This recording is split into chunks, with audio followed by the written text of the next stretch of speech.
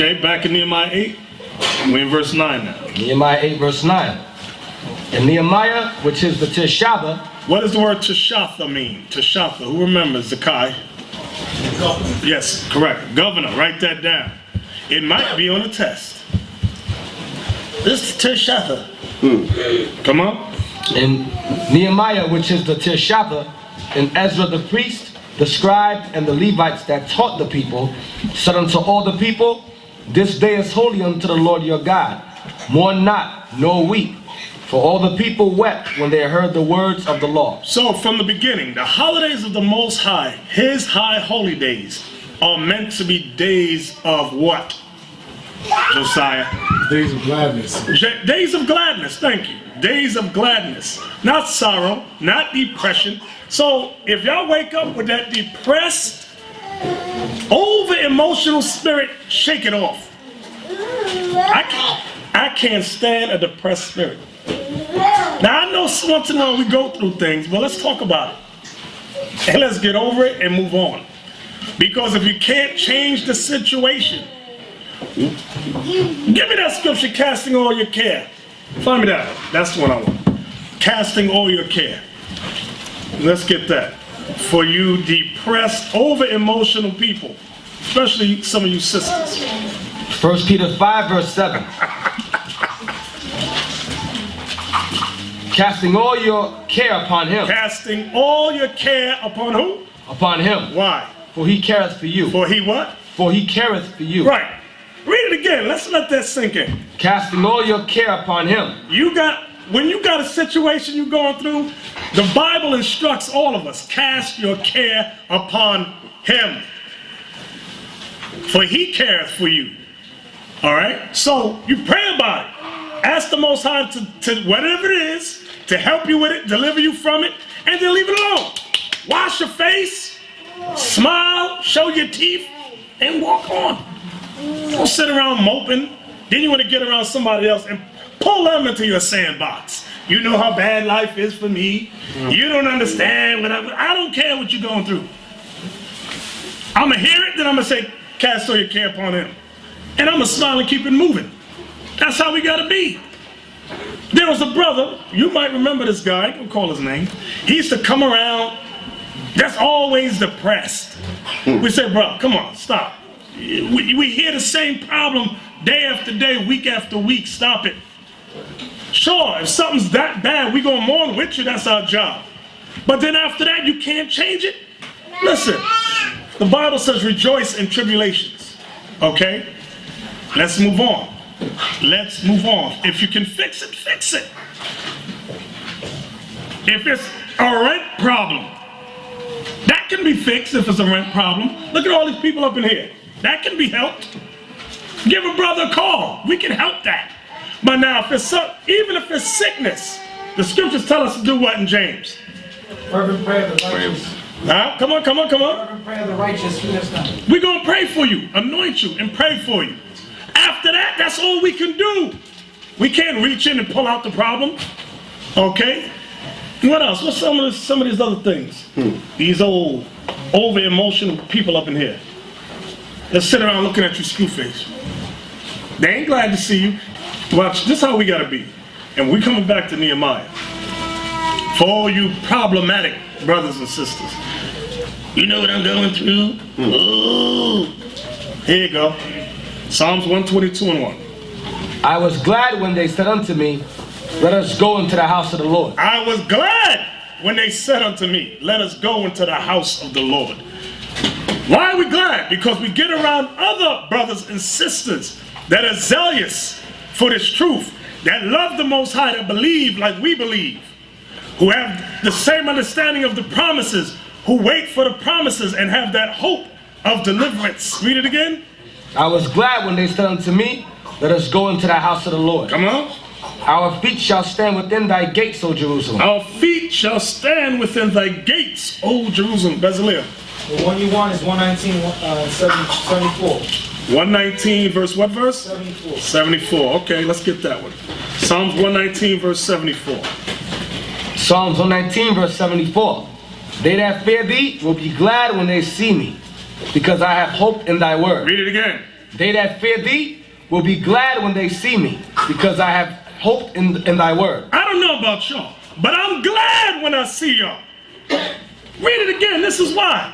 They that fear thee will be glad when they see me. When I see y'all, I'm glad when I see y'all, because I know y'all fear the Lord. So I'm happy. You will never catch me depressed. That'll be a rarity. I tell you, at my mama's funeral, I let my son cry for 5 minutes. I said, you got 5 minutes. Go. I had to go to the eulogy. My mother didn't repent. 5 minutes went by, I said, stop. That's it. That's it. That's it. Scriptures tell you, give me that one, Ecclesiasticus, about sorrow. No, the one about what has killed many. Yeah, sorrow. My son don't even remember his grandmama now. Like, who's grandma? Because he was around 2 or 3 when she passed. Let the dead bury the dead. Come on, stop. And you people online, always sad about something. If it's financial, we can help it. If Lord's will, if it ain't too exuberant. If some of you brothers are depressed because you ain't got Jordans, shame on you.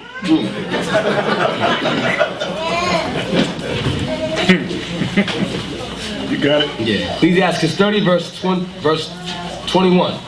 Give not over thy mind to heaviness. Give not over thy mind to heaviness. Give me another word for heaviness, Ezekiel. Depression. Depression, sorrow, worry. Come on. And afflict not thyself in thine own counsel. And afflict not thyself in thine own counsel. Because you sit back and think, well, if I had done this, well, you didn't. You obviously didn't do that. So don't afflict yourself now. You got to try to correct where you're at. You can't sit back and go, well, if I had paid this last week or done this 2 months ago, I wouldn't be sitting in the dark. The rest would be on. Read it again. Afflict not thyself in thine own counsel. The gladness of the heart is the life of man. Gladness of the heart is life of man. Come on. And the joyfulness of a man prolongeth his days. Love thine own soul and comfort thy heart. Remove sorrow far from thee. Remove sorrow far from thee. Go ahead. For sorrow hath killed many. Sorrow hath killed many. You sitting around sorrowful, you signing you want yourself in an early grave. 23 years old, drop dead. Aneurysm, heart attack. Vessel popped in the brain. Why? Because he or she just saw, I wish I was in school. If you ain't got money for school now, so what? Wait for it. There's a lot of things people get depressed for. Some of y'all used to be bodybuilders. Now you like 400 pounds. And you depressed. Some of you sisters used to be baby. Now you. Listen, all that can be fixed. Why sit around and cry about it? I used to have a washboard. I ain't got it now. I got a little pot belly, but I ain't sitting around sorry, crying for it. I just look in the mirror, suck it in, and say, one day, soon, I'm gonna get in shape. And that's what I tell Shem. I said, listen, all the the thing y'all self setting up, that's gonna help me. I need other people with me to get in shape, do that jogging around the corner. I said, I'm gonna start small because I'm up in age. I ain't 25 no more. I said, I'll jog half a block. I'll start there. Next week I'll do another block and a half till I get around the corner. And I keep it going. But I ain't gonna sit around sad and sorry, looking at the brothers that's in shape or covetous and envious.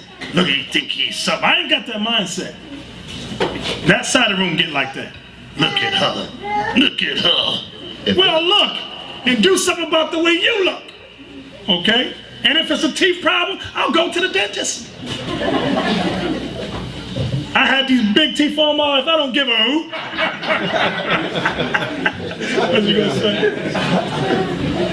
I was making a point about, you see brothers that are in better shape than you, you don't get angry and upset with them. You use that as an inspiration. Right. There you go. Ask him how they do it. Exactly. How can I change my eating diet? Remember I used to ask you that, he said, give me a plan that I ain't got a problem with it. I don't want to ask him because he better than me. No, help me. Help me. That's why we're here with each other. Right. Help one another. When I used to go to the gym, you had the haters standing around. But I went to the brothers that knew what they were doing and I asked questions. Most of the time they're more than happy to tell you what they eat, what they do. Instead of you hating on them and never changing your situation. You know, Which is the way it works. Exactly. You know the reason why they were happy to show you that? Because most of the people were just sitting around hating them. Exactly. They very seldom get somebody that would actually say, listen, you're in the position where I want to be. That's right. They very seldom get that. Y'all was up, hit it on the nose. They took pride in the fact that I felt that that I was impressed by the way that they looked, that I stepped out of my hatred and said, brother, how do I get to where you're at? Okay, so they were happy to speak because like y'all was up just said, they used to brother just looking at him saying, that nigga's on steroids, son. You know? So all these little things, we gotta come out of that depressed spirit. Okay?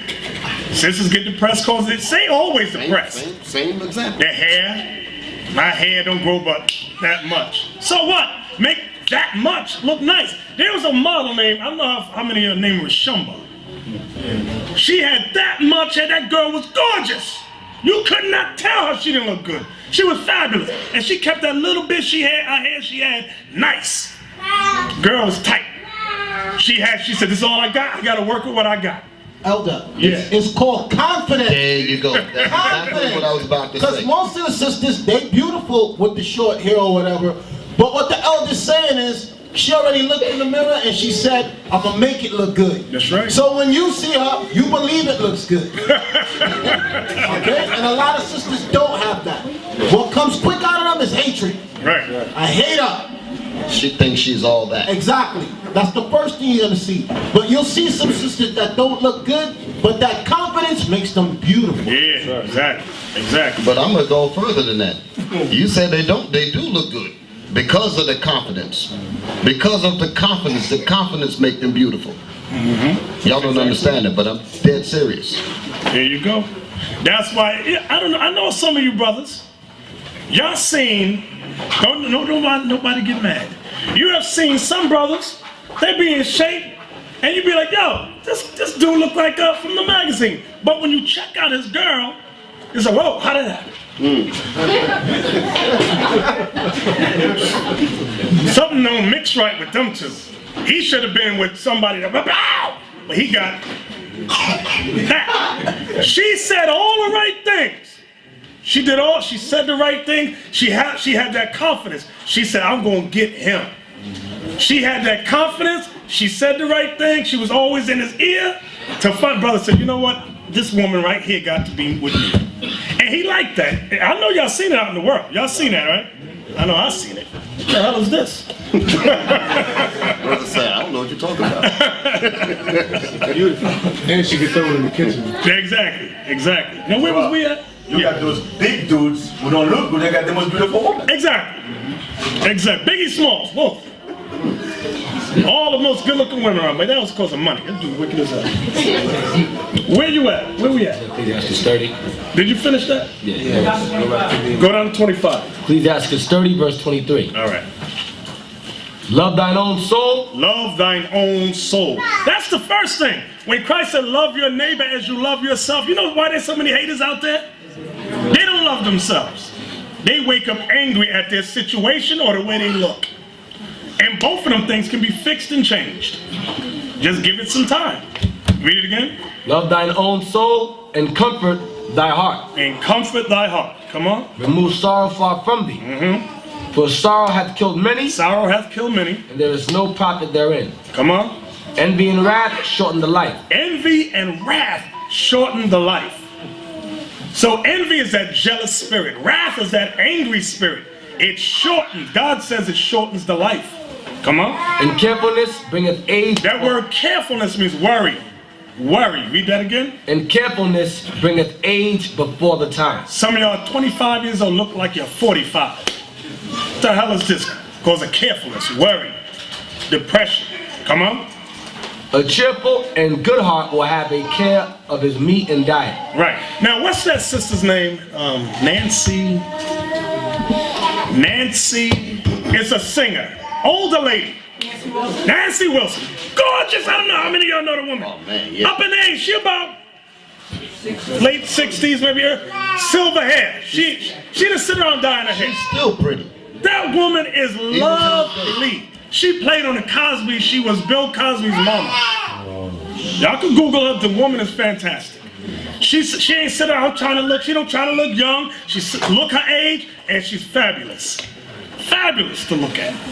I'd be like, whoa, that woman is up in age, but she's gorgeous. You know, the scriptures talk about age and all that, about being beautiful.